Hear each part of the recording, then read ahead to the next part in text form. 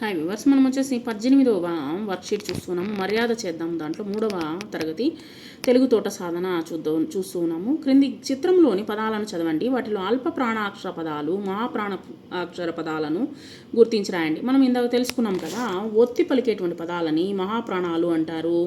ఒత్తి పలకకుండా ఉండేటువంటి హల్లులను వచ్చేసి అల్ప ప్రాణాక్షర పదాలు అని అంటారు. వాటితో మొదలయ్యేటువంటి పదాలని అల్ప ప్రాణాక్షర పదాలు అంటారు. అల్ప ప్రాణాక్షర పదాలు వచ్చేసి ఈ యొక్క బెలూన్లో ఉన్నటువంటిది మనము రాద్దాము. కడవ అని ఇచ్చున్నారు. కడవ, తల, పనస, వనం, వల అనేటువంటిది ఇవ్వడం జరిగింది. తర్వాత మహాప్రాణాక్షర పదాలు వచ్చేసి ధనం, గరం, కరం, ఘటం, డంక, ఫలం అనేటువంటి పదాలు ఉన్నాయి. తర్వాత క్రింది పదాలను చదవండి. వాటిలో ద్విత్వాక్షరాలు ఉన్నటువంటి పదాలను గుర్తించి ఆ పదాలకు గోళం చుట్టండి. ఇప్పుడు చూడండి, అల, అక్క, కల, కప్ప, కోతి, కొమ్మ, రమ, రొయ్య, గద, గడ్డి, పీట, పిట్ట అనేటువంటిది ఇవ్వడం జరిగింది. పై పదాల్లో కాకి కావత్తు, పాకి పావత్తు, మాకి మావత్తు, యాకి యావత్తు, డాకి డావత్తు, టాకి టావత్తు అనే అక్షరాలు ఉన్నాయి కదా. ఇవి అవే ఏ హల్లుకి అదే హల్లు ఒత్తుగా చేరింది.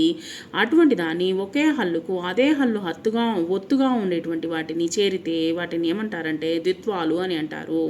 మీరు కొన్ని ద్విత్వాక్ష పదాలను రాయండి. ఇక్కడ ఇచ్చినటువంటి పదాలను వచ్చేసి ద్విత్వాక్ష పదాలను మీరు దాన్ని చూసి రాసినా సరే, లేదా మీరు వచ్చేసి వేరేది మీరు కనుక్కొని రాసినా పర్వాలేదు.